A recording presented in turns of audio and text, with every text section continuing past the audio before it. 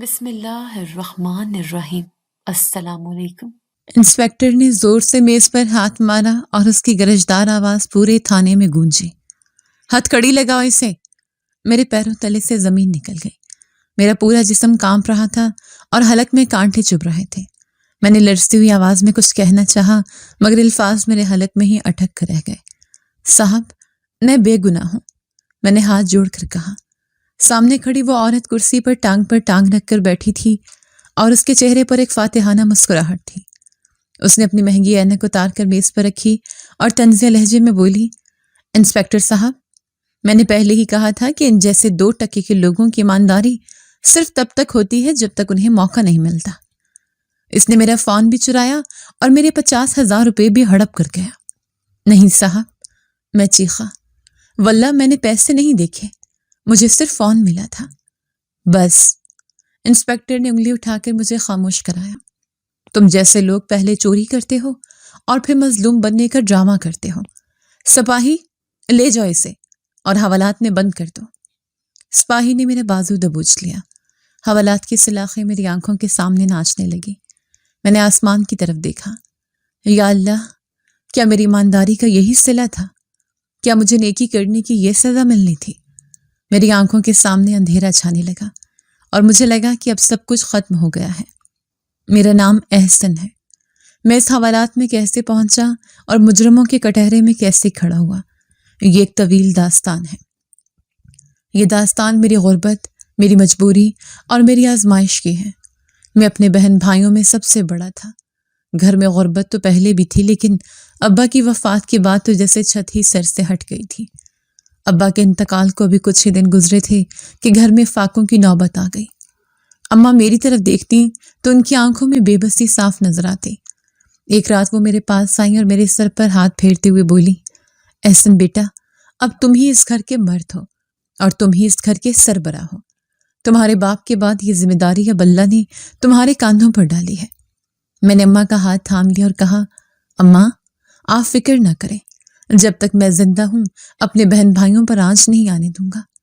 میں خود بھوکا رہ لوں گا لیکن انہیں پیٹ بھر کر کھلاؤں گا۔ مجھ سے چھوٹی 3 بہنیں اور ایک بھائی تھا۔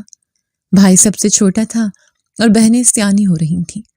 میں چاہتا تھا کہ میں تو انہیں پڑھ سکا لیکن میرے بہن بھائی پڑھ لکھ جائیں اور کسی مقام پر پہنچ جائیں۔ اگلے ہی روز میں نے ابا کی پرانی ریڑھی نکالی، اسے صاف کیا اور منڈی سے ادھار پر پھل لا کر اسی چوک پر کھڑا ہو گیا جہاں ابا کھڑے ہوتے تھے۔ صبح سے شام تک میں آوازیں لگاتا رہتا، سیب لے لو، کیلے لے لو۔ لوگ آتے، بھاؤ تاؤ کرتے اور کبھی کچھ خرید لیتے تو کبھی آگے بڑھ جاتے، لیکن اللہ کا شکر تھا کہ ہمارا گزر بسر ہو رہا تھا۔ دن اسی طرح گزر رہے تھے کہ ایک نئی پریشانی نے سر اٹھا لیا۔ اماں نے بچپن سے ہی میرا رشتہ میری خالہ کے گھر طے کر دیا تھا۔ اب جب میں کمانے لگا تھا تو خالہ اماں پر دباؤ ڈالنے لگی۔ ایک شام خالہ ہمارے گھر آئیں تو ان کا لہجہ کچھ بدلا ہوا تھا۔ بہن، اب احسن ماشاءاللہ کمانے لگا ہے، میری بیٹی بھی سیانی ہو گئی ہے، محلے والے باتیں بناتے ہیں، بہتر ہے کہ ہم ان کی شادی کر دیں۔ اماں نے نظریں جھکا کر کہا، بہن، ابھی تو احسن نے کام سنبھالا ہے، ابھی ہمارے پاس اتنے وسائل کہاں ہیں کہ شادی کے اخراجات اٹھا سکے، تھوڑا وقت اور مل جاتا تو اچھا تھا۔ خالہ نے فوراً بات کاٹتے ہوئے کہا، دیکھو بہن، اگر تم ٹال مٹول کرو گی تو میں سمجھوں گی کہ تمہاری نیت بدل گئی ہے۔ میری بیٹی بڑی ہے، مجھے اس کے بعد باقیوں کا بھی سوچنا ہے۔ اگر تم ابھی تیار نہیں ہو تو صاف بتا دو، میں کوئی اور رشتہ دیکھ لوں۔ خالہ کی یہ بات اماں کے دل پر تیر کی طرح لگی۔ انہیں لگتا تھا کہ اگر یہ رشتہ ٹوٹ گیا تو بہنوں کا رشتہ بھی خراب ہو جائے گا اور خاندان میں ناک کٹ جائے گی۔ اماں نے اسی رات مجھ سے بات کی، بیٹا، میں جانتی ہوں کہ تمہارے اوپر پہلے ہی بہت بوجھ ہے، لیکن تمہاری خالہ ناراض ہو رہی ہے۔ اگر ہم نے انکار کیا تو رشتہ بھی ٹوٹے گا اور بہن بھی روٹھ جائے گی۔ میں نے اماں کے پریشان چہرے کو دیکھا اور ایک گہری سانس لی۔ اماں، اگر آپ کی خوشی اسی میں ہے تو مجھے کوئی اعتراض نہیں، اللہ مالک ہے، وہی کوئی راستہ نکالے گا۔ یوں سادگی سے میرا نکاح میری خالہ کی بیٹی سغرا سے ہو گیا۔ کوئی دھوم دھام نہیں ہوئی، بس کچھ قریبی رشتہ دار آئے اور میں اپنی دلہن کو بیاہ کر اسے پرانے 3 کمروں والے گھر میں لے آیا جو ابا نے تعمیر کیا تھا۔ سغرا کے آنے کے بعد ذمہ داریاں اور بڑھ گئیں۔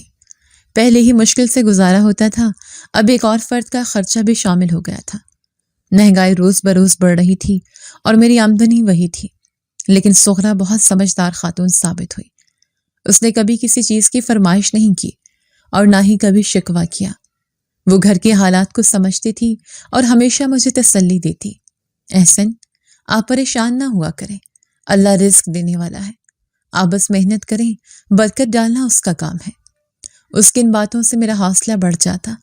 میں صبح سویرے منڈی جاتا، وہاں سے تازہ پھل لاتا اور سارا دن چوک پر کھڑا رہتا۔ کبھی بارش ہوتی، کبھی سخت دھوپ، لیکن میں اپنی جگہ سے نہ ہلتا۔ ہر گزرتا دن ایک نئی جدوجہد لاتا۔ 1 سال بعد اللہ نے ہمیں بیٹی کی نعمت سے نوازا۔ گھر میں خوشی تو آئی، لیکن ساتھ ہی اخراجات کا طوفان بھی آ گیا۔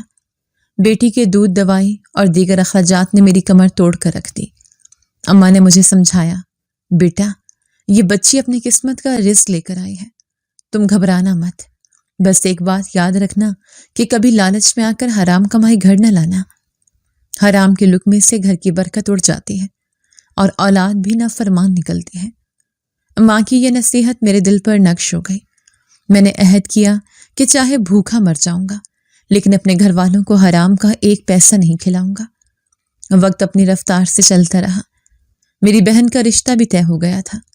لڑکے والے اچھے لوگ تھے، لیکن ان کی کچھ مطالبات تھے۔ منگنی کو 2 سال کا عرصہ گزر چکا تھا اور اب وہ شادی کی تاریخ مانگ رہے تھے۔ ایک رات سغرا میرے پاس آئی اور آہستگی سے بولی، احسن گھر میں راشن ختم ہو چکا ہے، آٹے کے کنستر میں آخری پیالہ آٹا بچا ہے جو میں نے صبح کے لیے گوندھ لیا ہے، کل کے لیے کچھ نہیں ہے۔ میں نے اس کی طرف دیکھا، اس کے چہرے پر پریشانی تھی، لیکن وہ مجھے پریشان نہیں کرنا چاہتی تھی۔ میں نے اپنی جیب ٹٹولی، کچھ سکے اور مڑے ہوئے نوٹ نکلے، کل ملا کر 300 روپے تھے۔ میں نے وہ پیسے اس کے ہاتھ پر رکھ دیے۔ تم فی الحال ان سے دال سبزی منگوا لو، میں کل کوشش کروں گا کہ زیادہ کمائی ہو سکے۔ اگلی صبح جب میں کام پر جانے لگا تو میری بہن میرے پاس آئی، اس کی آنکھوں میں آنسو تھے۔ بھائی، سسرال والوں کا فون آیا تھا، وہ کہہ رہے ہیں کہ اگر اس مہینے شادی کی تاریخ نہ دی تو وہ رشتہ ختم کر دیں گے۔ یہ سن کر میرے قدم وہیں جم گئے۔ بڑی مشکل سے تو یہ رشتہ ملا تھا، اگر یہ بھی ہاتھ سے نکل گیا تو میری بہن کی بدنامی ہوگی اور اس کا دل ٹوٹ جائے گا۔ میں نے اس کے سر پر ہاتھ رکھا اور زبردستی مسکراتے ہوئے کہا، تم فکر نہ کرو گڑیا، میں کچھ نہ کچھ بندوبست کرتا ہوں، میں ان سے بات کروں گا اور کچھ مہلت مانگ لوں گا۔ میں گھر سے نکل تو آیا، لیکن میرا دماغ معاف ہو چکا تھا۔ کہاں سے لاؤں گا اتنے پیسے؟ بہن کے نکاح میں 2 لوگوں کو کھانا کھلانے کے پیسے بھی تو نہیں تھے۔ جہیز تو بہت دور کی بات تھی۔ سارا دن میں ریڑھی پر کھڑا رہا، لیکن گاہک نہ ہونے کے برابر تھے۔ شام کو گھر لوٹا تو دیکھا کہ گھر میں صف ماتم بچھی ہے۔ اماں اور بہنیں رو رہی تھیں۔ کیا ہوا؟ میں نے گھبرا کر پوچھا۔ اماں نے روتے ہوئے بتایا، لڑکے والوں نے رشتہ ختم کر دیا ہے۔ وہ کہہ رہے تھے کہ جو لوگ 2 سال میں شادی کی تاریخ نہیں دے سکے وہ شادی کیا خاک کریں گے۔ میرا خون کھول اٹھا۔ میں بھاگا بھاگا لڑکے والوں کے گھر گیا۔ وہاں جا کر میں نے ان کے پیر پکڑے اور منتیں کی، خدا کے لیے ایسا نہ کریں، میری بہن کی زندگی تباہ ہو جائے گی، مجھے تھوڑا وقت اور دے دیں، میں پیسے جمع کر رہا ہوں۔ لیکن انہوں نے مجھے دھکے دے کر گھر سے نکال دیا۔ ہمیں تم جیسے بھکاریوں سے رشتہ نہیں رکھنا، جاؤ جا کر اپنی حیثیت کے لوگوں میں رشتہ ڈھونڈو۔ اس رات میں گھر واپس نہیں آیا۔ میں سڑک کنارے بیٹھ کر ساری رات روتا رہا۔ میری غربت میرا جرم بن گئی تھی۔ میری شرافت اور ایمانداری کی کسی کو پرواہ نہیں تھی، سب کو صرف پیسہ چاہیے تھا۔ اگلی صبح میں گھر گیا تو گھر کا ماحول سوگوار تھا، کسی نے کھانا نہیں کھایا تھا، چولہا ٹھنڈا پڑا تھا۔ میری بیوی نے مجھے دیکھ کر آنسو پونچھ کر بولی، احسن آپ ہمت نہ ہاریں، اللہ کوئی اور بہتر رشتہ بھیج دے گا۔ میں نے تلخی سے کہا، کون سا رشتہ سغرا؟ اس دنیا میں غربت کے لیے کوئی رشتہ نہیں ہوتا، یہاں عزت صرف پیسے کی ہے۔ اگر میرے پاس پیسے ہوتے تو آج میری بہن رو نہ رہی ہوتی۔ میں غصے اور مایوسی کے عالم میں گھر سے نکل گیا، سیدھا اپنی ریڑھی پر پہنچا۔ آج میرا دل کر رہا تھا کہ دنیا کو آگ لگا دوں۔ میں نے ریڑھی سیٹ کی اور پھلوں کو ترتیب دینے لگا۔ آس پاس کی ریڑھیوں پر رش لگا ہوا تھا، لیکن میری ریڑھی ویران تھی۔ شاید میری قسمت میں ہی یہ دن دیکھنے لکھے تھے۔ میں سوچ رہا تھا کہ آج گھر میں کھانے کو کچھ نہیں ہے. اگر آج بھی کمائی نہ ہوئی تو میرے بچے اور بہن بھائی بھوکے سوئیں گے. یہ سوچ کر میرا کلیجہ منہ کو آنے لگا. دوپہر کا وقت تھا. سورج سر پر سوا نیزے پر تھا. گرمی اور حبس نے برا حال کر رکھا تھا. اچانک ایک بڑی سی گاڑی سڑک کے کنارے آ کر رکی. اس میں سے ایک عورت اتری. اس نے انتہائی قیمتی لباس پہن رکھا تھا اور آنکھوں پر کالا چشمہ تھا. اس کے ہاتھ میں ایک چمکیلا سا پرس تھا اور وہ بڑے اسٹائل سے چلتی ہوئی میری ریڑھی کی طرف آئی. اسے دیکھ کر میرے دل میں امید کی کرن جاگی. امیر لوگ ہیں، شاید زیادہ پھل خرید لیں اور کچھ پیسے بن جائیں. وہ میری ریڑھی کے پاس آ کر رکی اور سیبوں کا جائزہ لینے لگی. یہ سیب کیسے دیے تم نے؟ اس نے کرخت لہجے میں پوچھا. میں نے عاجزی سے کہا، باجی 200 روپے کلو ہیں، بہت میٹھے اور تازہ سیب ہیں. اس نے منہ بنایا. اتنے مہنگے؟ تم ریڑھی والے تو لوٹتے ہو. 150 روپے لگاؤ تو 5 کلو لے لوں گی. عام حالات میں تو میں شاید منع کر دیتا کیونکہ مجھے خود مہنگے ملے تھے، لیکن اس وقت مجھے پیسوں کی اشد ضرورت تھی. گھر میں فاقے تھے اور مجھے شام کو آٹا لے کر جانا تھا. میں نے دل پر پتھر رکھ کر کہا، ٹھیک ہے باجی، آپ لے لیں. میں نے جلدی 5 کلو بہترین سیب چھانٹ کر شاپر میں ڈالے. اس نے اپنے پرس سے 1000 کا نوٹ نکالا اور میری طرف بڑھا دیا. میں نے کانپتے ہاتھوں سے نوٹ لیا اور باقی کے 250 روپے اسے واپس کیے. اس نے پیسے پرس میں ڈالے اور شاپر لے کر مڑی. اسی دوران اس کا فون بجا. اس نے پرس سے اپنا آئی فون نکالا اور بات کرنے لگی. بات کرتے کرتے اس نے فون ریڑھی کے کونے پر رکھ دیا تاکہ پرس میں سے گاڑی کی چابی نکال سکے. بات ختم کر کے وہ مڑی اور تیزی سے اپنی گاڑی کی طرف بڑھ گئی. میں اس وقت دوسرے گاہک کو دیکھنے لگا جو ابھی آیا تھا. گاڑی سٹارٹ ہوئی اور وہ عورت وہاں سے چلی گئی. کچھ دیر بعد جب دوسرا گاہک بھی چلا گیا تو میری نظر ریڑھی کے کونے پر پڑی. وہاں وہ چمکیلا آئی فون پڑا سورج کی روشنی میں چمک رہا تھا. میرا دل زور سے دھڑکا. میں نے ادھر ادھر دیکھا. وہ عورت جا چکی تھی. میں نے فون ہاتھ میں اٹھایا. یہ یقیناً بہت مہنگا فون تھا. اس پر ایک سیب کا نشان بنا ہوا تھا. میں فوراً اس سمت بھاگا جدھر وہ گاڑی گئی تھی، لیکن وہ گاڑی نظروں سے اوجھل ہو چکی تھی. میں ہامتا ہوا واپس ریڑھی پر آیا. فون میرے ہاتھ میں تھا اور شیطان میرے دماغ میں وسوسے ڈالنے لگا. احسن، یہ فون لاکھوں کا ہے. اگر تم اسے بیچ دو تو تمہارے سارے مسائل حل ہو جائیں گے. تم اپنی بہن کی شاندار شادی کر سکتے ہو، گھر کا راشن لا سکتے ہو، قرض اتار سکتے ہو. کسی کو کیا پتا چلے گا کہ یہ فون تمہیں ملا ہے. میں نے فون کو مٹھی میں دبا لیا. میرے گھر کے حالات میری آنکھوں کے سامنے گھومنے لگے. بہن کی آنسو، ماں کی پریشانی، بیوی کی خاموشی اور بچوں کی بھوک. یہ سب کچھ اس ایک فون سے ختم ہو سکتا تھا. ایک لمحے کے لیے میں نے سوچا کہ اسے جیب میں رکھ لوں اور شام کو کسی دکان پر جا کر بیچ دوں. لیکن پھر اچانک میرے کانوں میں ماں کی آواز گونجی، بیٹا کبھی حرام کمائی گھر نہ لانا، گھر کی برکت اڑ جائے گی. میرے ہاتھ کانپنے لگے. یہ امتحان تھا. ایک طرف میری مجبوری تھی اور دوسری طرف میرا ضمیر. ایک طرف دنیا کی آسائش تھی اور دوسری طرف آخرت کا حساب. میں کشمکش میں مبتلا وہیں کھڑا رہا. شام ہو گئی لیکن میں فیصلہ نہ کر سکا کہ مجھے کیا کرنا ہے. فون میری جیب میں تھا اور وہ مجھے انگاروں کی طرح گرم محسوس ہو رہا تھا. سورج غروب ہو رہا تھا اور اندھیرا پھیل رہا تھا، بالکل میری زندگی کی طرح. میں نے ریڑھی بڑھائی اور گھر کی طرف چل پڑا. جیب میں موجود فون پر ہر قدم میرے ضمیر پر دستک دے رہا تھا. مجھے نہیں پتا تھا کہ یہ فون میری زندگی میں کیا طوفان لانے والا ہے اور اس امیر عورت سے میری ملاقات میری دنیا کیسے بدل دے گی. گھر پہنچ کر میں نے کسی کو کچھ نہیں بتایا، بس خاموشی سے جا کر لیٹ گیا. دل میں ایک عجیب سی گھبراہٹ تھی جو مجھے چین نہیں لینے دے رہی تھی. میں نے ابھی تک اس فون کو آن کر کے بھی نہیں دیکھا تھا. وہ میری جیب میں ایک بوجھ کی طرح رکھا تھا. رات کا سناٹا گہرا ہو چکا تھا، لیکن میرے اندر کا شور مجھے ایک پل کے لیے بھی چین نہیں لینے دے رہا تھا. چرپائی پر لیٹے ہوئے بھی بار بار کروٹیں بدل رہا تھا. میری جیب میں رکھا ہو وہ آئی فون مجھے کسی بھاری پتھر کی طرح محسوس ہو رہا تھا جو میرے سینے پر رکھا ہو اور میرا دم گھٹ رہا ہو. پاس ہی چرپائی پر میری بیوی سغرا سو رہی تھی اور اس کے ساتھ میری ننھی بیٹی بے خبر نیند کے مزے لے رہی تھی. میں نے ان کے چہروں کی طرف دیکھا تو دل میں ایک ٹیس سی اٹھی. اچانک سغرا کی آنکھ کھل گئی. شاید میری بے چینی نے اسے بھی جگا دیا تھا. اس نے اندھیرے میں میری طرف دیکھا اور سرگوشی میں پوچھا، احسن آپ ابھی تک جاگ رہے ہیں؟ خیریت تو ہے؟ آج آپ بہت پریشان لگ رہے ہیں۔ میں نے اسے تسلی دینے کے لیے جھوٹ بولا، نہیں ایسی کوئی بات نہیں ہے، بس گرمی کی وجہ سے نیند نہیں آ رہی، تم سو جاؤ۔ سغرا اٹھ کر بیٹھ گئی۔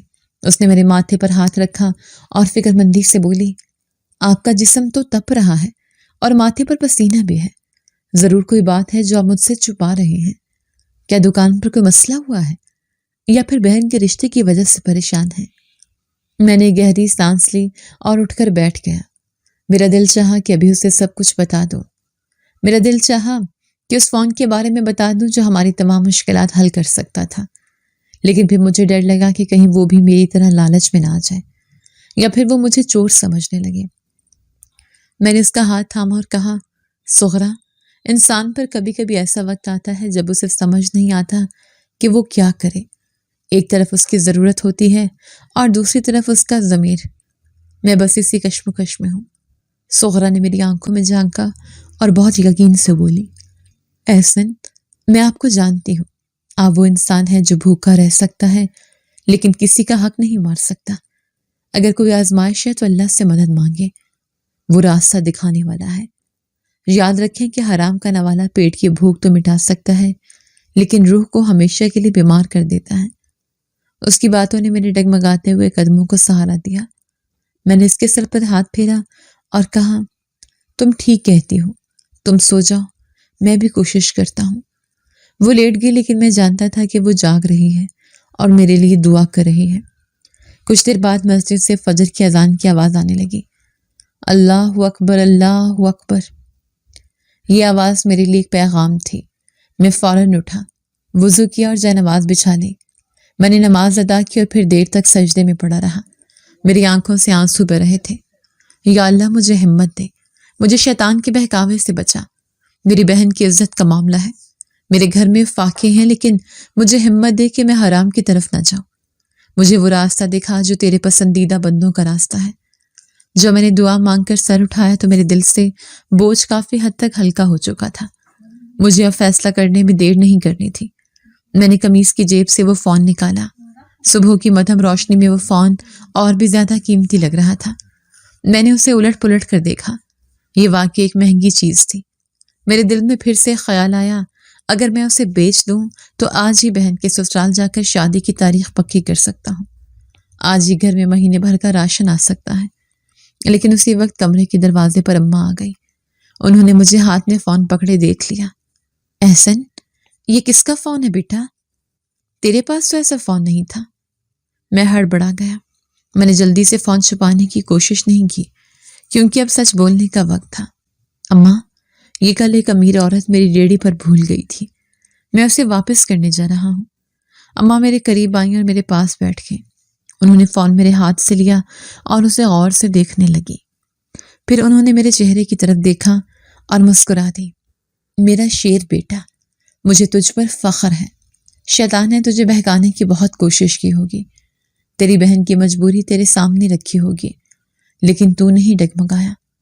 میں نے نظریں جھکا لی اور کہا، اماں سچ کہوں تو میرا ایمان ڈول گیا تھا۔ مجھے لگا تھا کہ شاید یہ اللہ کی طرف سے مدد ہے، لیکن پھر آپ کی نصیحت یاد آ گئی۔ اماں نے میرا ماتھا چوما اور بولی، مدد اللہ حلال راستے سے بھی بھیج سکتا ہے، حرام میں کبھی مدد نہیں ہوتی، وہ صرف آزمائش ہوتی ہے۔ جا بیٹا اور اس کی امانت اسے واپس کر دے، دیکھنا اللہ تیرے دل کو کیسا سکون دے گا۔ میں نے فون واپس جیب میں ڈالا اور کھڑا ہو گیا۔ گھر میں ابھی سب جاگ رہے تھے۔ میری چھوٹی بہن چائے بنا رہی تھی۔ میں نے جلدی سے چائے کا ایک گھونٹ بھرا۔ آج مجھے ریڈی پر جانے سے پہلے یہ کام نپٹانا تھا۔ میں نے موبائل کو آن کرنے کی کوشش کی۔ خوش قسمتی سے اس پر کوئی پاسورڈ نہیں لگا ہوا تھا، یا شاید وہ لاک نہیں تھا۔ سکرین روشن ہوئی تو اس پر ایک خوبصورت بچے کی تصویر لگی ہوئی تھی۔ میں نے سوچا کہ یہ اسی عورت کا بچہ ہوگا۔ میں نے کانٹیکٹ لسٹ کھولی، وہاں بہت سے نمبر انگریزی ناموں سے محفوظ تھے۔ مجھے سمجھ نہیں آ رہا تھا کہ کس سے کال کروں۔ پھر میری نظر ایک نمبر پر پڑی جس پر ڈیڈ لکھا ہوا تھا۔ میں نے سوچا کہ یہ یقیناً اس کے باپ کا نمبر ہوگا۔ میں نے نمبر ڈائل کیا۔ دل زور زور سے دھڑک رہا تھا۔ دوسری طرف سے گھنٹی بجنے لگی۔ کچھ دیر بعد ایک بھاری اور روبدار آواز آئی، ہیلو، کون ہے؟ میں نے گلا صاف کر عاجزی سے بولا، السلام علیکم صاحب، میں احسن بات کر رہا ہوں، میں ایک پھل فروش ہوں۔ دوسری طرف خاموشی چھا گئی، پھر آواز آئی، پھل فروش؟ تم میری بیٹی کے فون سے کیوں بات کر رہے ہو اور یہ فون تمہارے پاس کیسے آیا؟ میں نے جلدی سے وضاحت کی، صاحب کل آپ کی بیٹی میری ریڑھی سے سیب خریدنے آئی تھی، وہ غلطی سے اپنا فون وہیں بھول گئی، میں یہ فون واپس کرنا چاہتا ہوں۔ دوسری طرف والے شخص کا لہجہ تھوڑا نرم ہوا، اچھا تو تم وہ ایماندار آدمی ہو جس کا ذکر کتابوں میں ملتا ہے۔ خیر، میری بیٹی تو بہت پریشان تھی اس فون کے لیے، تم ایسا کرو کہ یہ فون ہمارے گھر پہنچا دو۔ میں نے کہا، جی صاحب میں یہی چاہتا ہوں، آپ مجھے گھر کا پتہ بتا دیں، میں ابھی آ جاتا ہوں۔ انہوں نے مجھے ایک پوش علاقے کا پتہ لکھوایا۔ یہ شہر کا سب سے مہنگا علاقہ تھا جہاں بڑے بڑے بنگلے تھے۔ میں نے فون بند کیا اور پتہ ایک کاغذ پر لکھ لیا۔ میں گھر سے نکلنے لگا تو میری بہن میرے پاس آئی، اس کا چہرہ اداس تھا اور آنکھیں سوجی ہوئی تھیں، شاید وہ رات بھر روتی رہی تھی۔ بھائی آپ کام پر جا رہے ہیں؟ میں نے اس کے سر پر ہاتھ رکھا۔ ہاں گڑیا، لیکن پہلے ایک ضروری کام سے جانا ہے۔ تم فکر مت کرو، اللہ سب ٹھیک کر دے گا، اس نے گلوگیر لہجے میں کہا۔ بھائی اگر میرے رشتے کی وجہ سے آپ کو کوئی پریشانی ہے تو منع کر دیں، میں نہیں چاہتی کہ آپ قرض کے بوجھ تلے دب جائیں۔ اس کی بات نے میرا کلیجہ چیر دیا۔ میں جانتا تھا کہ اگر میں نے اس فون کا سودا کر لیا ہوتا تو ابھی اس کے چہرے پر مسکراہٹ لا سکتا تھا، میں کہہ سکتا تھا کہ جاؤ شادی کی تیاری کرو، پیسے آ گئے ہیں۔ لیکن میں نے اپنے ضمیر کا سودا نہیں کیا تھا۔ میں نے اسے دلاسا دیا اور کہا، تمہارا بھائی بھی زندہ ہے، تم بس دعا کرنا۔ میں گھر سے نکلا تو صبح کی ٹھنڈی ہوا چل رہی تھی۔ میں نے اپنی ریڑھی کو وہیں گھر کے باہر چھوڑ دیا تھا۔ آج میں پیدل ہی اس سفر پر روانہ ہوا۔ راستے میں مجھے میرا دوست شفیق ملا جو دودھ کی دکان چلاتا تھا۔ ارے احسن، آج ریڑھی نہیں لگانی کیا؟ اور یہ صبح صبح کہاں جا رہے اتنی تیزی میں نے رک کر اسے سلام کیا۔ وعلیکم السلام شفیق بھائی، بس ایک ضروری کام سے جا رہا ہوں، ایک امانت ہے، اسے حقدار تک پہنچانا ہے۔ شفیق نے حیرت سے پوچھا، کیسی امانت اور کس حقدار کی؟ لگتا ہے کوئی بہت بڑا معاملہ ہے۔ میں نے مسکرا کر کہا، بس دعا کرو کہ اللہ مجھے سرخرو کرے۔ میں وہاں سے آگے بڑھ گیا، میرے ذہن میں طرح طرح کی وسوسے آ رہے تھے، کیا وہ عورت مجھے پہچانے گی بھی یا نہیں؟ کل اس کا رویہ بہت روکھا تھا، کہیں وہ مجھے چور نہ سمجھ لے۔ لیکن پھر میں نے سوچا کہ میں نیکی کرنے جا رہا ہوں اور نیکی کرنے والے کے ساتھ اللہ ہوتا ہے۔ میں نے وہ پتہ جیب سے نکالا اور ایک رکشے والے کو دکھایا۔ بھائی اس پتے پر جانا ہے، کتنا کرایہ لوگے؟ رکشے والے نے پتہ دیکھا اور مجھے اوپر سے نیچے تک دیکھا۔ میرے کپڑے پرانے تھے اور جوتے گھسے ہوئے تھے۔ بھائی یہ تو بہت امیروں کا علاقہ ہے، وہاں تو رکشہ اندر بھی نہیں جانے دیتے، تم وہاں کیا کرنے جا رہے ہو؟ میں نے کہا، مجھے وہاں ایک صاحب نے بلایا ہے، تم بس مجھے اس علاقے کے گیٹ تک چھوڑ دو۔ رکشے والے نے 100 روپے مانگے جو میرے لیے بہت زیادہ تھے، لیکن وقت بچانے کے لیے میں بیٹھ گیا۔ سفر کے دوران میرا ہاتھ بار بار جیب میں جاتا اور فون کو ٹٹولتا۔ یہ فون نہیں تھا بلکہ میری ایمانداری کا امتحان تھا۔ مجھے نہیں معلوم تھا کہ اس بنگلے کے اندر میرے ساتھ کیا ہونے والا ہے، کیا مجھے انعام ملے گا یا صرف شکریہ کا ایک لفظ، یا شاید وہ بھی نہ ملے۔ میں تو بس یہ بوجھ اپنے سر سے اتارنا چاہتا تھا۔ مجھے وہ 50,000 یا انعام نہیں چاہیے تھا، مجھے بس اپنا سکون واپس چاہیے تھا جو کل دوپہر سے کھو گیا تھا۔ رکشہ ایک بڑے سے گیٹ کے سامنے رک گیا۔ چوکیدار نے رکشے کو اندر جانے سے روک دیا۔ میں رکشے سے اترا اور کرایہ ادا کیا۔ سامنے ایک بہت بڑی سوسائٹی کا گیٹ تھا۔ میں چوکیدار کو بتایا کہ مجھے فلاں بنگلے میں جانا ہے۔ چوکیدار نے انٹرکام پر بات کی اور پھر مجھے اندر جانے کی اجازت دے دی۔ میں پیدل چلتا اس بنگلے کی طرف بڑھا۔ سڑکیں صاف ستھری تھیں اور دونوں طرف ہرے بھرے درخت لگے ہوئے تھے۔ یہاں کی دنیا ہی الگ تھی، سناٹا اور سکون تھا، میری بستی کے شور شرابے سے بالکل مختلف۔ آخرکار میں اس بنگلے کے سامنے پہنچ گیا۔ یہ ایک محل جیسا گھر تھا، سفید رنگ کا ذیل الشان گیٹ اور اونچی دیواریں۔ میں نے گیٹ کے ساتھ لگی ہوئی گھنٹی کا بٹن دبایا۔ کچھ دیر بعد گیٹ پر بنا ہوا چھوٹا دروازہ کھلا اور ایک ملازم باہر نکلا۔ اس نے یونیفارم پہن رکھا تھا۔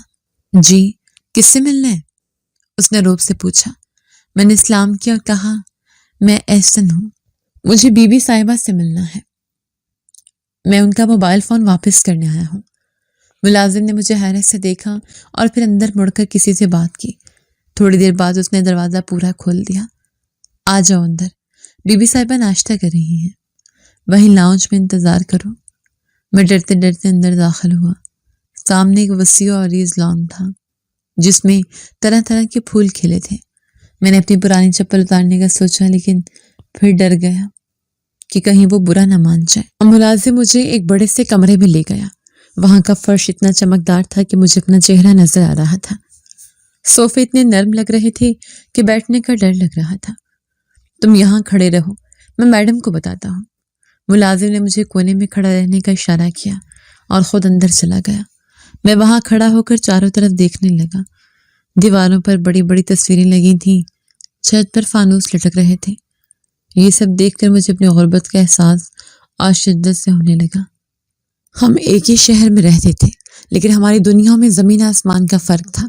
کچھ ہی دیر بعد سیڑھیوں سے ٹک ٹک کی آواز آئی۔ میں نے نظر اٹھا کر دیکھا، وہی عورت سیڑھیاں اتر رہی تھی۔ اس نے آج بھی ویسا ہی قیمتی لباس پہن رکھا تھا لیکن چہرے پر غصہ اور بیزاری صاف نظر آ رہی تھی۔ اس نے مجھے دیکھا اور رک گئی۔ اس کی نظروں میں حقارت تھی۔ تو تم ہو وہ ریڑھی والا؟ اس نے سخت لہجے میں کہا۔ میرا دل دھک سے رہ گیا۔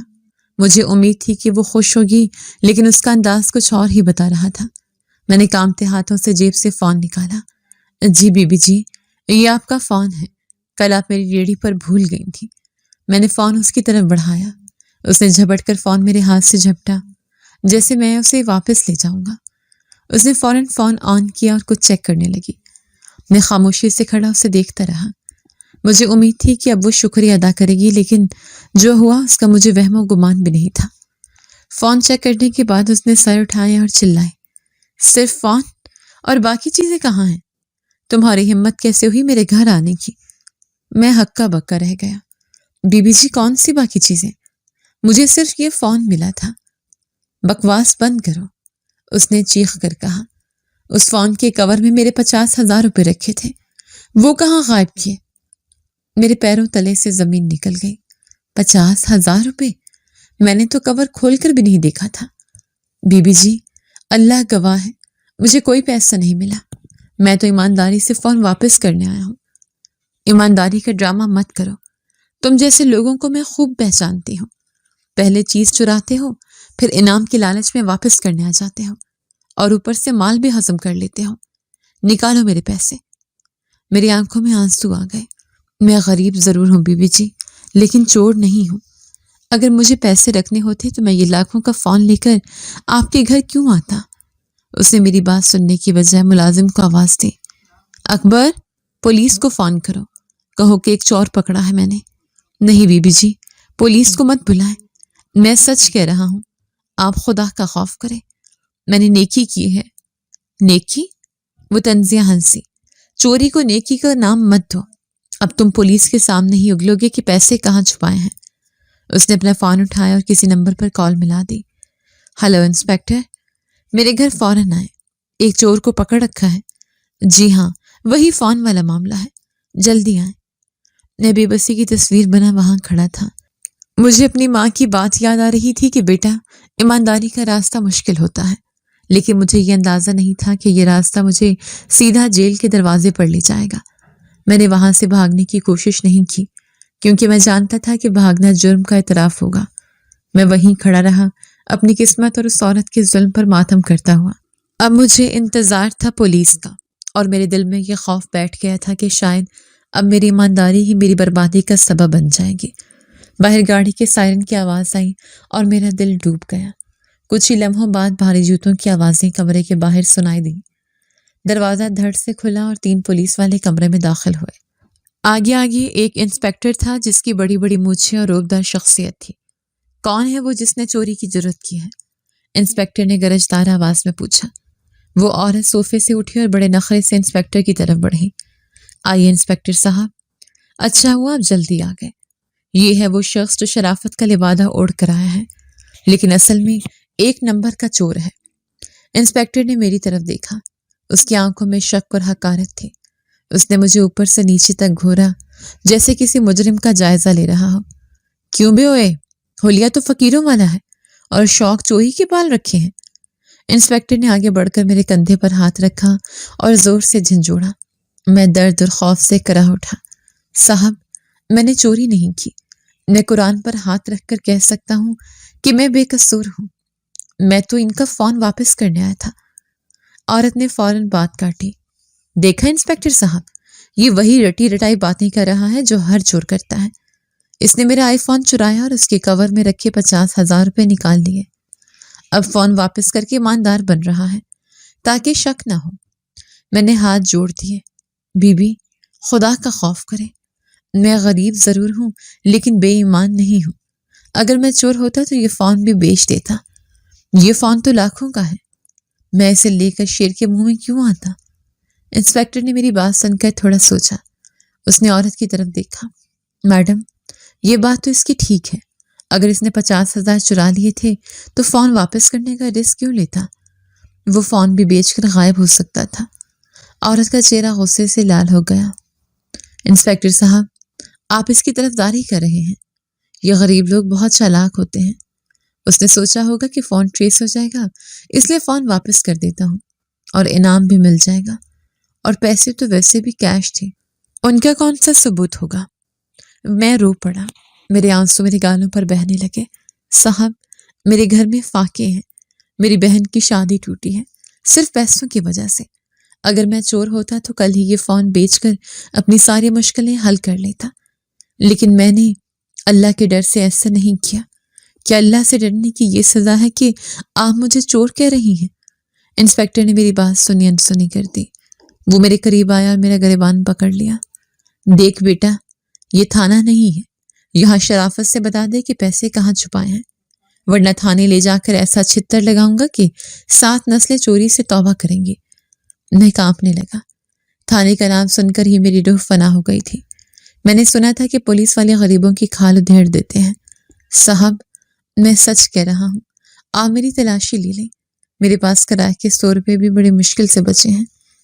انسپیکٹر نے سپاہی کو اشارہ کیا۔ اس کی تلاشی لو۔ سپاہی نے مجھے دبوچ لیا اور میری جیبیں ٹٹولنے لگا۔ میری قمیض کی جیب سے کچھ سکے اور چند مڑے ہوئے نوٹ نکلے۔ کل ملا کر 70 روپے تھے۔ اس کے علاوہ میری جیب سے ایک چھوٹی سی تصویر نکلی جو ماں نے مجھے دی تھی۔ سپاہی نے وہ چیزیں انسپیکٹر کے ہاتھ پر رکھ دیں۔ سر، اس کے پاس تو کچھ نہیں ہے۔ انسپیکٹر نے وہ سکے اور نوٹ دیکھے اور پھر میری طرف دیکھا۔ پیسے کہاں چھپائے تو نے؟ باہر کسی ساتھی کو دے کر آیا ہے یا کسی راستے میں دبا دیے ہیں؟ میں نے گڑ گڑا کر کہا، صاحب، میرا کوئی ساتھی نہیں ہے، میں اکیلا آیا ہوں۔ آپ باہر چوکیدار سے پوچھ لیں۔ میں رکشے میں آیا تھا، میں نے راستے میں کہیں قدم نہیں روکا۔ عورت نے بیزاری سے کہا، انسپیکٹر صاحب، یہ ایسے نہیں مانے گا۔ اسے تھانے لے جائیں اور جا کر اس کی زبان کھلوائیں۔ مجھے میرے 50,000 روپے ہر حال میں واپس چاہیے۔ یہ صرف پیسوں کی بات نہیں ہے، یہ اصول کی بات ہے۔ ان جیسے لوگوں کو سبق ملنا چاہیے کہ امیروں کے گھروں میں گھس کر چوری کرنا اتنا آسان نہیں ہے۔ میں نے اس عورت کے پیر پکڑنے کی کوشش کی۔ بی بی جی، میرے حال پر رحم کھائیں۔ میرے چھوٹے چھوٹے بہن بھائی ہیں۔ اگر میں جیل چلا گیا تو وہ بھوکے مر جائیں گے۔ آپ کے پاس تو اللہ کا دیا سب کچھ ہے۔ آپ کیوں مجھ غریب پر ظلم کر رہی ہیں؟ اس نے حقارت سے پیچھے ہٹتے ہوئے اپنا پیر کھینچ لیا۔ دور رہو مجھ سے۔ اپنے گندے ہاتھ میرے لباس سے دور رکھو۔ یہ ڈرامے اپنی بیوی بچوں کو دکھانا۔ مجھے میرے پیسے چاہیے۔ انسپیکٹر نے مجھے گریبان سے پکڑ کر کھڑا کیا۔ چل بھائی، بہت ہو گیا۔ اب تجھے حوالات کی ہوا کھانی پڑے گی۔ وہاں جا کر جب تیرے جسم پر ڈنڈے برسیں گے تو تجھے یاد آئے گا کہ پیسے کہاں رکھے۔ میرے ذہن میں اپنی ماں کا چہرہ گھوم گیا۔ وہ گھر پر میرا انتظار کر رہی ہوں گی۔ میری بہن امید لگائے بیٹھی ہوگی اور میں یہاں ایک چھوٹے الزام میں پھنس چکا تھا۔ میں نے انسپیکٹر کے آگے ہاتھ جوڑے۔ صاحب، مجھے مت لے جائیں۔ میری ماں بوڑھی ہے، وہ صدمے سے مر جائے گی۔ آپ میرے گھر چل کر دیکھ لیں، ہمارے حالات دیکھ لیں۔ ہم بھوکے مر سکتے ہیں لیکن کسی کا حق نہیں کھا سکتے۔ انسپیکٹر نے سختی سے کہا، جذباتی باتیں بند کریں، قانون ثبوت مانگتا ہے۔ میڈم کہہ رہی ہیں کہ پیسے فون کے ساتھ تھے اور اب نہیں ہیں، تو ظاہر ہے تم نہیں لیے ہیں۔ اس نے اپنی کمر سے ہتھ کڑی نکالی۔ ہتھ کڑی کی دھاتی چمک دیکھ کر میرا دل بیٹھ گیا۔ میں نے آخری کوشش کے طور پر کہا، صاحب، ایک بار میری بات سن لیں، اس فون کو دیکھ لیں۔ اس میں شاید کوئی ایسی چیز ہو جو میری سچائی ثابت کر سکے۔ میں نے تو اسے آن کر کے بھی نہیں دیکھا تھا۔ عورت فوراً بولی، اس فون میں دیکھنے والا کیا ہے؟ یہ میرا فون ہے اور میں جانتی ہوں کہ اس میں کیا ہے۔ تم بس وقت ضائع کر رہے ہو۔ انسپیکٹر اسے لے جائیں، میری طبیعت خراب ہو رہی ہے اس کی شکل دیکھ کر۔ انسپیکٹر نے میرے ہاتھوں میں ہتھ کڑی لگا دی۔ لوہے کے ٹھنڈے حلقوں نے میری کلائیوں کو جکڑ لیا۔ یہ صرف ہتھ کڑی نہیں تھی، یہ میری عزت اور میرے مستقبل کا جنازہ تھی۔ چلو باہر۔ سپاہی نے مجھے دھکا دیا۔ میں لڑکھڑایا لیکن سنبھل گیا۔ میرا سر شرم سے جھک گیا۔ میں سوچ رہا تھا کہ محلے والے کیا کہیں گے جب مجھے پولیس کی گاڑی میں دیکھیں گے۔ میری بہنوں کا کیا ہوگا جن کا بھائی چور بن کر جیل جا رہا ہے۔ ہم کمرے سے باہر نکلنے ہی والے تھے کہ انسپیکٹر رکا۔ 1 منٹ، انسپیکٹر نے کہا۔ اس نے میز پر رکھا وہ آئی فون اٹھایا جسے ثبوت کے طور پر قبضے میں لینا ضروری تھا۔ عورت نے پوچھا، کیا ہوا انسپیکٹر صاحب؟ انسپیکٹر نے فون کو ہاتھ میں گھمایا اور کہا، میڈم یہ فون کیس کا حصہ ہے، اسے ہمیں اپنے ساتھ لے جانا ہوگا۔ FIR درج کرنے کے لیے اس کی تفصیلات درکار ہوں گی۔ عورت کے چہرے پر ایک لمحے کے لیے گھبراہٹ آئی، لیکن فون لے جانے کی کیا ضرورت ہے؟ میں نے بتا تو دیا ہے کہ یہ میرا ہے، آپ بس اس چور کو لے جائیں۔ فون مجھے واپس دے دیں، مجھے اس کی ضرورت ہے۔ انسپیکٹر نے مشکوک نظروں سے عورت کو دیکھا۔ میڈم یہ قانون ہے، ریکوری کا مال مقدمہ ہوتا ہے۔ جب تک کیس چلے گا یہ فون پولیس کی تحویل میں رہے گا، آپ کو عدالت سے سپرداری پر لینا ہوگا۔ عورت نے جلدی سے کہا، نہیں، میں عدالت کے چکروں میں نہیں پڑنا چاہتی، آپ ایسا کریں فون رہنے دیں، بس اس سے میرے پیسے نکلوا دیں۔ انسپیکٹر کی چھٹی حس جاگ اٹھی تھی۔ وہ ایک تجربے کار افسر تھا۔ عورت کا فون دینے سے انکار اور اس کی گھبراہٹ اسے عجیب لگی۔ عام طور پر مدعی چاہتا ہے کہ پولیس ثبوت اپنے پاس رکھے۔ انسپیکٹر نے فون کی اسکرین کو دیکھا۔ میڈم آپ اتنا گھبرا کیوں رہی ہیں؟ یہ فون ہی تو اس چوری کا واحد ثبوت ہے۔ اگر یہ ہمارے پاس نہیں ہوگا تو ہم عدالت میں کیا ثابت کریں گے؟ عورت نے زبردستی مسکرانے کی کوشش کی۔ میں گھبرا نہیں رہی، دراصل اس میں میرا ذاتی ڈیٹا ہے، تصویریں وغیرہ ہیں، میں نہیں چاہتی کہ وہ تھانے میں سب دیکھیں۔ انسپیکٹر نے فون کا پاور بٹن دبایا، سکرین روشن ہو گئی۔ فکر نہ کریں میڈم، ہمارا کام ڈیٹا دیکھنا نہیں ہے، ہم صرف اس کا IMEI نمبر اور ماڈل نوٹ کریں گے۔ اس نے فون کو ان لاک کرنے کے لیے سوائپ کیا۔ خوش قسمتی سے اس پر کوئی پاس ورڈ نہیں تھا۔ میں نے صبح دیکھا تھا کہ یہ کھلا ہوا تھا۔ انسپیکٹر نے فون کے مینیو کو کھولا۔ عورت اچانک چیخے، بند کریں اسے، آپ کو حق نہیں ہے میرا فون چیک کرنے کا، یہ میری پرائیویسی ہے۔ انسپیکٹر نے سختی سے اس کی طرف دیکھا۔ بیوی اب معاملہ پولیس کے پاس ہے، قانون ہمیں اجازت دیتا ہے کہ ہم تفتیش کے لیے ہر پہلو کا جائزہ لیں۔ اس نے فون کی سیٹنگز کھولی تاکہ فون کی تفصیلات دیکھ سکے۔ اسی دوران ایک میسج کا نوٹیفیکیشن سکرین پر نمودار ہوا۔ انسپیکٹر کی نظر اس پر پڑی۔ میں خاموشی سے کھڑا یہ سب دیکھ رہا تھا۔ مجھے سمجھ نہیں آ رہا تھا کہ فون کو لے کر یہ عورت اتنی پریشان کیوں ہو رہی ہے۔ کیا میری قسمت کوئی پلٹا کھانے والی تھی یا یہ محض ایک اور مصیبت کا اشارہ تھا؟ انسپیکٹر نے وہ نوٹیفیکیشن پڑھا تو اس کے ماتھے پر بل پڑ گئے۔ اس نے تیزی سے فون کے میسج باکس کو کھول لیا۔ عورت اب پسینے میں شرابور ہو گئی تھی۔ وہ آگے بڑھی تاکہ انسپیکٹر کے ہاتھ سے فون چھین لے۔ دیں مجھے میرا فون، میں آپ کی شکایت کروں گی اوپر، آپ اپنی حد سے بڑھ رہے ہیں۔ سپاہی نے عورت کا راستہ روک لیا۔ میڈم پیچھے ہٹ جائیں، صاحب کو اپنا کام کرنے دیں۔ انسپیکٹر کی انگلیاں تیزی سے فون کی سکرین پر چل رہی تھیں۔ وہ کچھ پرانے میسیجز پڑھ رہا تھا اور ساتھ ساتھ اس کے چہرے کا رنگ بدل رہا تھا۔ کبھی وہ حیرت سے آنکھیں پھاڑتا اور کبھی غصے سے اس کے جبڑے بھنج جاتے۔ کمرے میں مکمل خاموشی چھا گئی تھی، صرف دیوار گھڑی کی ٹک ٹک سنائی دے رہی تھی۔ میرا دل زور زور سے دھڑک رہا تھا۔ مجھے لگا کہ شاید اللہ نے میری سن لی ہے۔ انسپیکٹر نے فون سے نظریں ہٹائیں اور عورت کو گھورا۔ اس بار اس کی نظروں میں وہ عزت اور احترام نہیں تھا جو پہلے تھا، اب اس کی آنکھوں میں ایک شکاری کی سی چمک تھی۔ اس نے فون میری طرف لہرایا اور مجھ سے پوچھا، احسن تم کہہ رہے تھے کہ تم نے یہ فون کھول کر نہیں دیکھا؟ میں نے ڈرتے ڈرتے جواب دیا، جی صاحب، میں نے صرف صبح ایک کال ملانے کے لیے اسے آن کیا تھا، اس کے علاوہ میں نے کچھ نہیں دیکھا۔ انسپیکٹر نے گہرا سانس لیا اور سر ہلایا۔ اچھا کیا جو نہیں دیکھا، ورنہ شاید تم یہاں تک زندہ نہ پہنچ پاتے۔ یہ جملہ سن کر میرے رونگٹے کھڑے ہو گئے۔ زندہ نہ پہنچ پاتا؟ ایسا کیا تھا اس فون میں؟ عورت اب بالکل پیلی پڑ چکی تھی۔ وہ صوفے پر گرنے والے انداز میں بیٹھ گئی۔ انسپکٹر صاحب، آپ غلط سمجھ رہے ہیں، یہ وہ نہیں ہے جو آپ سوچ رہے ہیں۔ انسپکٹر نے ایک طنزیہ کہکا لگایا۔ بی بی، میں کیا سوچ رہا ہوں اور کیا سمجھ رہا ہوں یہ تو اب تھانے جا کر ہی پتہ چلے گا، لیکن ایک بات تو طے ہے کہ آج کا دن بہت سے لوگوں کے لیے حیران کن ہونے والا ہے۔ اس نے میری طرف دیکھا، میری کلائیوں میں ہتھ کڑی ابھی بھی لگی ہوئی تھی۔ سپاہی، انسپکٹر نے آواز دی۔ جی سر، سپاہی نے جواب دیا۔ گاڑی تیار رکھو اور ہیڈ کوارٹر فون کرو کہ ہمیں مزید نفری کی ضرورت پڑ سکتی ہے۔ پولیس کی نفری طلب کرنے کی بات سن کر کمرے میں جیسے موت کا سا سکون چھا گیا۔ انسپکٹر کی نظریں اب اس عورت کے چہرے پر جمی ہوئی تھی جو کچھ دیر پہلے تک مجھے کیڑا مکوڑا سمجھ رہی تھی۔ انسپکٹر نے گہری سانس لی اور اچانک سپاہی کی طرف مڑا۔ سپاہی، اس نوجوان کی ہتھ کڑیاں کھول دو۔ میں چونک پڑا، مجھے اپنے کانوں پر یقین نہیں آیا۔ کیا صاحب؟ میں نے لڑکھڑاتی ہوئی آواز میں پوچھا۔ سپاہی نے فوراً حکم کی تعمیل کی اور میرے ہاتھوں سے لوہے کا وہ بوجھ ہٹا دیا۔ میرے ہاتھوں پر سرخ نشان پڑ چکے تھے، لیکن مجھے درد کا احساس نہیں ہو رہا تھا کیونکہ میری حیرت اس درد پر حاوی تھی۔ عورت اپنی جگہ سے اچھل پڑی۔ یہ آپ کیا کر رہے ہیں انسپکٹر صاحب؟ یہ چور ہے، اس نے میرا فون چرایا ہے اور پیسے بھی کھائے ہیں۔ آپ اسے چھوڑ رہے ہیں؟ انسپکٹر کے چہرے پر ایک عجیب سا سکون تھا، جیسے اسے کسی بہت بڑی گتھی کا سرا مل گیا ہو۔ اس نے وائی فون ہوا میں لہرایا اور اس عورت کی آنکھوں میں آنکھیں ڈال کر پوچھا، بی بی، ایک آخری بار پوچھ رہا ہوں، کیا یہ فون آپ کا ہے؟ کیا آپ اس کی ملکیت کا دعویٰ کرتی ہیں؟ عورت نے بکھلاہٹ میں کہا، ہاں، یہ میرا ہی فون ہے، میں 50 بار بتا چکی ہوں۔ انسپکٹر کے ہونٹوں پر ایک طنزیہ مسکراہٹ ابھری۔ بہت خوب، اس نے اچانک اپنی آواز بلند کی جو کمرے کی دیواروں سے ٹکرائی۔ سپاہی، ہتھ کڑی اس عورت کو لگاؤ۔ یہ جملہ ایک دھماکے کی طرح تھا جس نے ہم سب کو ہلا کر رکھ دیا۔ میں ہکا بکا رہ گیا اور وہ عورت پتھر کی مورت بن گئی۔ کیا آپ کا دماغ تو خراب نہیں ہو گیا؟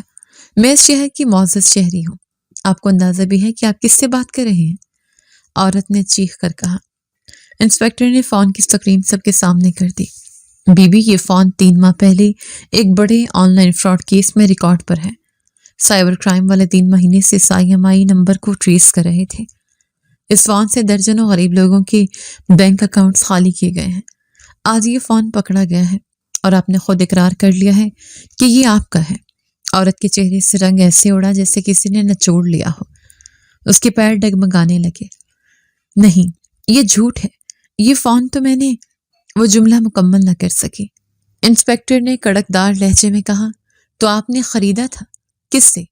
چوری کا فون استعمال کر کے آپ غریبوں کو لوٹتی تھیں اور خود کو بچانے کے لیے اسے اپنی گاڑی کی سیٹ کے نیچے چھپا کر رکھتی تھیں۔ کل یہ غلطی سے آپ کی گود سے پھسل کر اس ریڑھی والے کے پاس رہ گیا۔ انسپکٹر نے میری طرف اشارہ کیا، اور اس غریب کی بدقسمتی دیکھو کہ یہ ایمانداری دکھانے آپ کے گھر آ گیا۔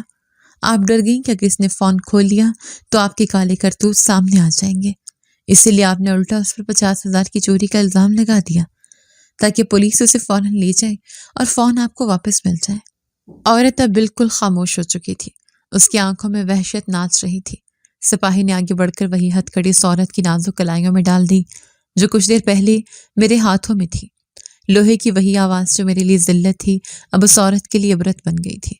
انسپکٹر اس پر چیخا، یہی ہے وہ عورت، اس فون سے یہ لوگوں کو لوٹتی تھی، نہ کبھی کسی کی غربت دیکھی اور نہ ہی کبھی کسی کو بے بسی میں دیکھا، بس اپنی تجوریاں بھرنے کی ہوس تھی، اور جب یہ غریب ایمانداری کرنے آیا تو تم نے اسے ہی چور بنا دیا۔ عورت کا سارا غرور خاک میں مل چکا تھا۔ وہ صوفے پر گر گئی اور منہ چھپا کر رونے لگی۔ اس کے گھر پر قبرستان جیسی خاموشی چھا گئی تھی۔ ملازم بھی حیرت سے منہ کھولے کھڑے تھے۔ انسپکٹر میری طرف مڑا۔ میں ابھی تک اپنی جگہ ساکت کھڑا تھا۔ مجھے یقین نہیں آ رہا تھا کہ اللہ نے اتنی جلدی انصاف کر دیا ہے۔ انسپکٹر نے سیدھا کھڑے ہو کر مجھے سیلیوٹ کیا۔ میں ڈر گیا۔ ارے صاحب، یہ آپ کیا کر رہے ہیں؟ میں تو ایک معمولی سا ریڑھی والا ہوں۔ انسپکٹر نے آگے بڑھ کر مجھے گلے لگا لیا۔ اس کی آنکھوں میں میرے لیے عزت تھی۔ نہیں بیٹا، تم معمولی نہیں ہو، تم اس معاشرے کا وہ ہیرا ہو جو کوئلے کی کان میں بھی چمکنا نہیں چھوڑتا۔ تم غریب ریڑھی والے ہو کر اتنے ایماندار ہو سکتے ہو، اور یہ عورت کروڑوں کی مالکن ہو کر بھی لالچ میں اندھی ہو گئی۔ اس نے میرے کندھے پر ہاتھ رکھا اور کہا، تمہاری وجہ سے آج ایک بہت بڑا گروہ پکڑا گیا ہے۔ تم قانون کے مجرم نہیں ہو بلکہ قانون کے مددگار ہو۔ اگر تم لالچ کر کے یہ فون بیچ دیتے تو شاید ہم ان تک کبھی نہ پہنچ پاتے۔ تمہاری ایمانداری نے آج انصاف کا سر فخر سے بلند کر دیا۔ میری آنکھوں سے آنسو جاری ہو گئے۔ یہ آنسو دکھ کے نہیں تھے بلکہ شکر کے تھے۔ صاحب، میں نے تو بس وہی کیا جو میری ماں نے سکھایا تھا۔ انسپکٹر نے مسکرا کر کہا، تمہاری ماں نے تمہاری بہترین تربیت کی ہے۔ جاؤ احسن، اپنے گھر جاؤ، تمہارے گھر والے پریشان ہوں گے۔ اور یاد رکھنا کہ عزت بینک بیلنس سے نہیں کردار سے ملتی ہے۔ میں تھانے کی گاڑی میں بیٹھ کر نہیں بلکہ اپنے پیروں پر چل کر اس بنگلے سے باہر نکلا۔ اس دن مجھے 50,000 روپے کا انعام نہیں ملا تھا۔ میری جیب اب بھی خالی تھی لیکن میرا دل بھرا ہوا تھا۔ مجھے وہ ملا تھا جو پیسوں سے کہیں زیادہ مہنگا ہوتا ہے، اور وہ تھی عزت۔ میں نے سیکھ لیا تھا کہ ہر امیر باعزت نہیں ہوتا اور ہر غریب مجرم نہیں ہوتا۔ ضمیر کا سودا نہ کر کے میں نے اپنی دنیا اور آخرت دونوں سنوار لی تھی۔ جب میں گھر پہنچا تو ماں اور بیوی دروازے پر ہی منتظر تھے۔ مجھے صحیح سلامت دیکھ کر ماں نے مجھے گلے لگا لیا۔ میں نے انہیں ساری کہانی سنائی تو ماں نے آسمان کی طرف ہاتھ اٹھا کر اللہ کا شکر ادا کیا۔ اب ماں نے میرے سر پر ہاتھ پھیرتے ہوئے کہا، دیکھا بیٹا، میں نے کہا تھا نا، حلال میں سکون ہے۔ آج اگر تم حرام کی طرف جاتے تو شاید جیل میں ہوتے۔ اللہ نے تمہاری لاج رکھ لی۔ اس واقعے کے بعد میری زندگی میں ایک عجیب برکت آ گئی۔ شاید اللہ کو میری وہ نیکی پسند آ گئی تھی۔ میری بہن کا رشتہ ایک ایسی جگہ سے ہے جہاں والوں نے جہیز کا ایک تنکا بھی مانگنے سے انکار کر دیا۔ انہوں نے کہا، ہمیں بس شریف گھرانے کی بیٹی چاہیے۔ میرا کاروبار جو پہلے صرف ایک ریڑھی تک محدود تھا، آہستہ آہستہ بڑھنے لگا۔ لوگوں کو جب میری اس کہانی کا پتہ چلا تو وہ دور دور سے مجھ سے پھل خریدنے آنے لگے۔ آج اللہ کا کرم ہے کہ میں اسی چوک پر ایک بہت بڑی دکان کا مالک ہوں۔ اب میں دھوپ میں ریڑھی پر آوازیں نہیں لگاتا بلکہ اپنی ذاتی دکان کے کاؤنٹر پر بیٹھتا ہوں۔ میرے ساتھ 2-3 آدمی کام کرتے ہیں جن کے گھر کا چولہا اس دکان کی وجہ سے چلتا ہے۔ وسیلہ تو اللہ تعالیٰ کی ذات بناتی ہے، لیکن شاید میرا ایمانداری کا ایک عمل دیکھ کر میرا اللہ مجھ سے خوش ہو گیا۔ اب میرے پاس کسی چیز کی کمی نہیں ہے۔ میرے بچے اچھے اسکول میں پڑھتے ہیں اور گھر میں خوشحالی ہے، لیکن وہ آئی فون والا واقعہ آج بھی میرے ذہن میں نقش ہے۔ جب بھی شیطان مجھے بہکانے کی کوشش کرتا ہے یا کاروبار میں ڈنڈی مارنے کا خیال آتا ہے تو مجھے وہ ہتھکڑی اور انسپیکٹر کا سیلیوٹ یاد آ جاتا ہے۔ سچ ہے کہ ایمانداری ایک ایسا درخت ہے جس کا پھل پکنے میں دیر ضرور لگتی ہے، لیکن زندگی سے یہی سبق سیکھا ہے کہ انسان کو کبھی بھی اپنے اصول اور ضمیر کا سودا نہیں کرنا چاہیے، چاہے حالات کتنے ہی تنگ کیوں نہ ہو۔ اللہ کبھی بھی ایماندار کا ہاتھ نہیں چھوڑتا۔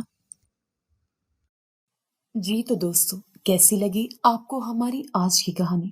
اپنی رائے کا اظہار ہمارے کمنٹس باکس میں ضرور کیجیے گا، اور اگر آپ کو ہماری ویڈیو پسند آئی ہے تو کر لیجیے ہمارے چینل کو سبسکرائب، ویڈیو کو لائک اور بیل آئیکن لازمی پریس کر لیجیے تاکہ ہر نئی آنے والی ویڈیو کا نوٹیفیکیشن آپ کو بر وقت موصول ہو سکے۔ ملتے ہیں ایسی ہی ایک سبق آموز کہانی کے ساتھ، تب تک کے لیے اللہ نگہبان۔